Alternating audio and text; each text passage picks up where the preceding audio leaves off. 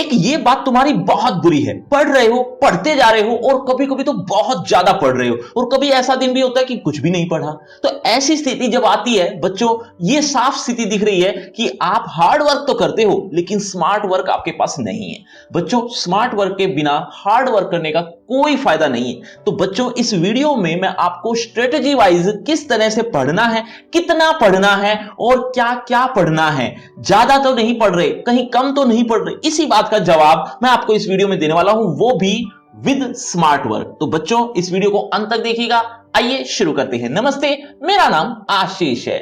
देखो बच्चों, आपके सामने जो आप क्लासेस देख रहे हो वो 9th देख रहे हो, 10th देख रहे हो, 11th देख रहे हो, 12th। ये वीडियो चारों के लिए है और ये चारों क्लासेस वाले बच्चों ध्यान से समझना कि आपकी क्लास में कितने चैप्टर हैं। चैप्टर हैं 16 9th क्लास में, लेकिन अदर जो टॉपिक्स हैं वो 12 हैं। इसी तरह से 10th क्लास की बात करें तो 15 चैप्टर और अदर टॉपिक्स 11 हैं और इसी तरह से 11th और 12th में भी आप देख रहे हो। तो ये जो चैप्टर है ये तो आप समझ गए हो, लेकिन इसके अलावा जो टॉपिक्स लिखे हुए हैं ये आपके अदर टॉपिक्स हैं, जैसे व्याकरण के टॉपिक्स हो सकते हैं, कुछ राइटिंग पोर्शन हो सकता है। तो इस तरह से कुल 11 टॉपिक्स हैं। ये जो आप चैप्टर एंड टॉपिक्स जो देख रहे हो हर क्लास वाइज, ये सीबीएसई के अकॉर्डिंग है, लेकिन अगर आपका स्टेट बोर्ड है तो भी लगभग इतने ही टॉपिक्स आपके भी रहे होंगे। हो सकता है कि एक दो टॉपिक्स ऊपर हो या नीचे हो।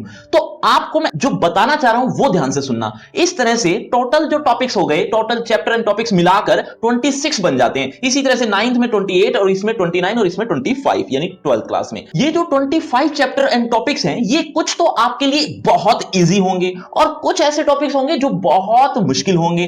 कहने का मतलब, आसान भाषा में कहूं तो कुछ टॉपिक्स तो आपके 2 दिन में ही कंप्लीट हो जाएंगे या 1 दिन में ही कंप्लीट हो जाएगा, या फिर कई बार ऐसे भी टॉपिक देखने को मिलेंगे इन्हीं 25 में जो आपके 4 दिन भी लग रहे हैं, 5 दिन भी लग रहे हैं। तो मैं आपको एक एवरेज बताऊं तो एक को करने में 3 दिन लगेंगे। ये मैं ऊपरी तौर पर नहीं बोल रहा हूं, बिना सोचे समझे नहीं, बहुत सोच समझ कर ये आपको बता रहा हूं कि ये जितने भी टॉपिक्स आप देख रहे हो 28 26, इनको अगर आप 3 से मल्टीप्लाई करें, 3 से मल्टीप्लाई क्यों, क्योंकि हर टॉपिक को 3 दिन लगने वाले हैं। तो मान लो 28 टॉपिक्स हैं कुल मिलाकर, तो 3 दिन अगर एक टॉपिक को लगते हैं, जो कि लगेंगे, नॉर्मल है, कोई ज्यादा कोई कम नहीं है ये। तो अगर हम इस तरह से देखें तो 84 डेज लग जाते हैं और 84 में भी आप 6 दिन एक्स्ट्रा मान लो। कुछ भी हो सकता है, किसी दिन आप बीमार हो सकते हैं, किसी दिन आपका मूड नहीं है, किसी दिन आप कहीं बाहर चले गए, कुछ भी हो सकता है। इन 6 दिन को एक्स्ट्रा में मान लिया तो 90 डेज निकल रहे हैं और इसी तरह से हर क्लास में आपको 90 डेज ही लग रहे हैं। कुछ में एक्स्ट्रा डेज 6 हैं, किसी में 12 है, किसी में थोड़े कम, किसी में ज्यादा। तो कहने का मतलब लगभग 90 डेज में यह सिलेबस कंप्लीट हो रहा है। अभी ये ध्यान रखना, सिलेबस कंप्लीट हो जाएगा ये कहने से बात बन नहीं जाएगी। मैं आपको डिटेल में अभी बताने वाला हूं कि किस तरह से आपको स्टडी करनी है और कैसे ये एक टॉपिक 3 दिन में कैसे कंप्लीट होगा, ये मैं आपको सारी बातें समझाऊंगा। अभी आगे देखो कि 20 से 25 मिनट आपको हर रोज देने हैं, हर रोज। लेकिन अगर आप यही तैयारी बहुत पहले करते या शुरू से करते तो शुरू से आपको सिर्फ और सिर्फ 10 से 15 मिनट देने की जरूरत थी, इससे ज्यादा की आवश्यकता थी ही नहीं। चूंकि अब सितंबर चल रहा है, पेपर का लगभग हाफ टाइम पूरा हो गया है, तो अब आपको 20 से 25 मिनट देने हैं ताकि आपका सिलेबस थोड़ा ढंग से कवर हो जाए और आपके बहुत अच्छे मार्क्स आ जाएं, बहुत अच्छे।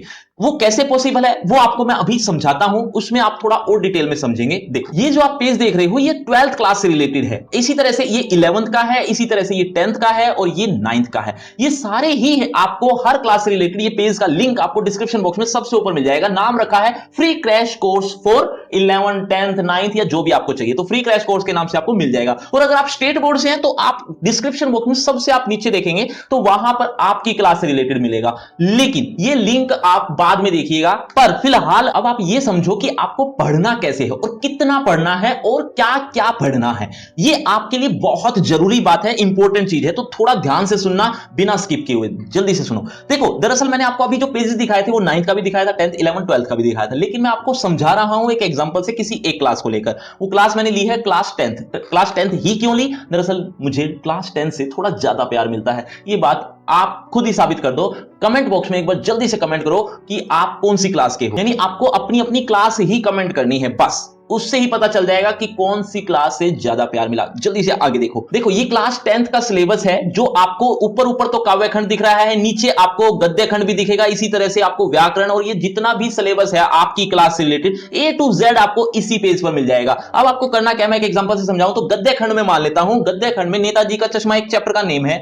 अब आपको पढ़ना है, क्या पढ़ोगे? सबसे पहले तो इजी एक्सप्लेनेशन देखनी है, वीडियो देखनी है ना। वीडियो जैसे ही इस पर क्लिक करोगे आपको एक वीडियो दिखेगी जिसमें आप जो 10 से 15 मिनट की होती है लगभग मेरी हर वीडियो, तो वो 10-15 मिनट की वीडियो देखनी है। और इसके साथ साथ अगर आपको समरी भी देखने को मिले जो किसी किसी चैप्टर में है, जैसे आप नीचे की तरफ देखो तो बाल गोविंद भगत में समरी है, तो पहले आप समरी देख लीजिए, समरी से आपको पाठ का अंदाजा हो जाएगा। उसके बाद आप इजी एक्सप्लेनेशन पर क्लिक करना, क्योंकि इसमें आपको लाइन बाय लाइन एक्सप्लेनेशन मिलेगी, तो वो आपको जरूर पढ़नी है, क्योंकि बिना लाइन बाय लाइन एक्सप्लेनेशन को पढ़े आपका पढ़ना न के बराबर ही है। तो मान लो अगर समरी 10 मिनट की है, जो लगभग इतने ही की होगी, कि कोई 8 मिनट की, कोई 7 मिनट की, कोई 10 मिनट की, इसी तरह से अगर मैं वीडियो भी 10-15 मिनट की मान लूं तो ये एक दिन में 20 से 25 मिनट में ये दोनों चीजें हो जाएंगी। अब एक दिन में आपने इतना पढ़ लिया, काफी है। इसके बाद अगले दिन आप एक्सरसाइज क्वेश्चन पर क्लिक करेंगे और इंपॉर्टेंट क्वेश्चन, इसमें आपको कुछ क्वेश्चंस देखने को मिलेंगे कि किस तरह से आपको बोर्ड में पूछे जाएंगे, तो वहां से आपको बहुत सारी नॉलेज मिलेगी। जब आप पढ़ोगे कुछ के आंसर आपको आते होंगे क्योंकि आपने चैप्टर को अच्छे से पढ़ लिया है,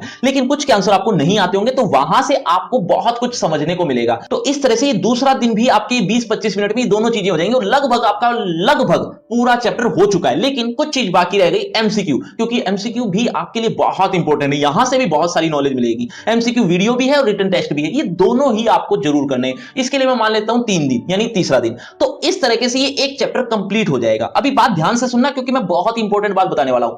ये इस तरीके से ये पूरा चैप्टर 3 दिन में कंप्लीट हो गया है, और इसी तरह से लगभग हर टॉपिक आपका 3 दिन में कंप्लीट होने वाला है। अब कईयों को दिक्कत ये हो रही होगी कि सर हमारे जो स्कूल के टीचर हैं वो हाफ सिलेबस तो करवा चुके, अब हम क्या करें? अब हम नेताजी का चश्मा, बाल गोविंद भगत, ये सारी दोबारा से पढ़ना शुरू करेंगे, तो हम स्कूल के टीचर के साथ कैसे चलेंगे? तो बच्चों ये आपकी जायज दिक्कत है, इसको मैं अभी दूर कर देता हूं। देखो समझो, देखो नेताजी का चश्मा, बाल गोविंद भगत, लखनवी अंदाज और इस तरह के और जो चैप्टर्स हैं ये आपके हो चुके, मैं मान लेता हूं, यानी 4 चैप्टर हो चुके मान लेते हैं। तो आप जब स्कूल के टीचर के साथ मैच करोगे या जाओगे, जब स्कूल में जाओगे, तो आपके जो चैप्टर चल रहा होगा वो एक कहानी यह भी का चल रहा होगा, यानी हाफ से बाद का, सेकेंड हाफ कह लो इसको। तो सेकेंड हाफ से ही आप शुरू करो, आज से ही, कल से ही, जब भी आप ये वीडियो देखो तो उसी समय आप एक कहानी यह भी इसी से ही शुरू कर दो, ताकि आपके टीचर के साथ भी आप मैच कर लो। क्योंकि जो बाकी का पहले का हाफ सिलेबस है वो आपके टीचर के बाद हो जाएगा, यानी कहने का मतलब जब सेकंड हाफ कंप्लीट कर लेंगे तब आप फर्स्ट हाफ शुरू कर सकते हो, ताकि आपकी रिवीजन भी हो जाए और साथ के साथ सिलेबस भी कंप्लीट, है ना। तो आप अपने टीचर को भी मैच कर लेना, ये भी मत करना कि हमें तो सर ने बताया था यूट्यूब पर, हमें तो ऐसे ही करना है, ऐसा नहीं करेंगे।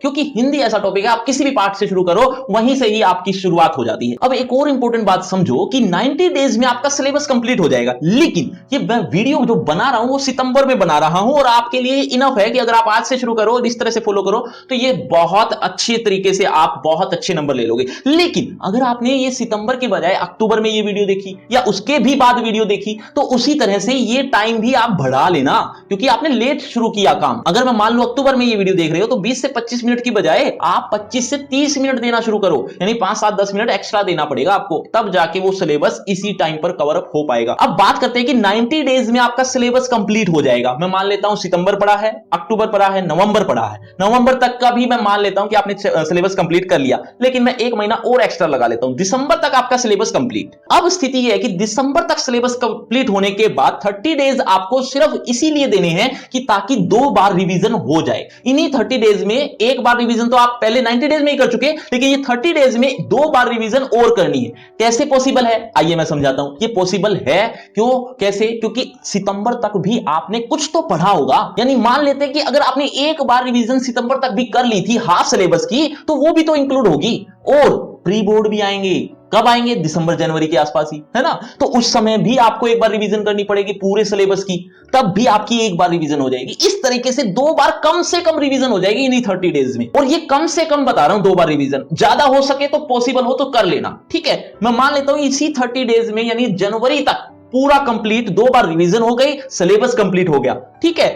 अब जो 15 दिन आपको बचेंगे, आपके लिए रहेंगे, उनमें आप ज्यादा से ज्यादा सैंपल पेपर और पीवाईक्यू यानी प्रीवियस ईयर क्वेश्चन पेपर पढ़ना। उसमें कैसे पढ़ना है वो ध्यान से सुनो, जो मैंने आपको लिंक दिया ना उसी में आपको सैंपल पेपर और प्रीवियस ईयर क्वेश्चन पेपर भी मिलेंगे। अभी कम होंगे, कुछ टाइम के बाद और ज्यादा होंगे, इसी लिंक पर आपको अपडेटेड चीजें मिलती रहेंगी। और सैंपल पेपर और पीवाईक्यू पढ़ने का भी एक तरीका होता है। सैंपल पेपर जब आप करोगे तब आपको जो क्वेश्चन आप सामने देख रहे हो उसी सैंपल क्वेश्चन वो आपको खुद आना चाहिए। इन केस अगर आपको खुद नहीं आ रहा, कहीं से आपको आंसर देखना पड़ा, तो उस पर आप रोंग का या कोई ऐसा मार्क लगा लो जिससे पता चल जाए कि ये मुझे नहीं आया। इसी तरह से फिर सेकंड क्वेश्चन देखना, उसमें आपको आता है तो अच्छी बात है, तीसरे क्वेश्चन पर चलो, तीसरा भी आता है तो अच्छी बात है, चौथा क्वेश्चन अगर नहीं आ रहा तो उस पर भी मार्क कर लो। इस तरीके से मार्क करते हुए चलो। एक सैंपल पेपर जब पूरा पढ़ लो तब आप देखो कि मेरी कमजोरी कहां है, फिर उसी चैप्टर को, उसी टॉपिक को वापस रिवाइज करो ताकि आपको अगले सैंपल पेपर में दिक्कत ना आए।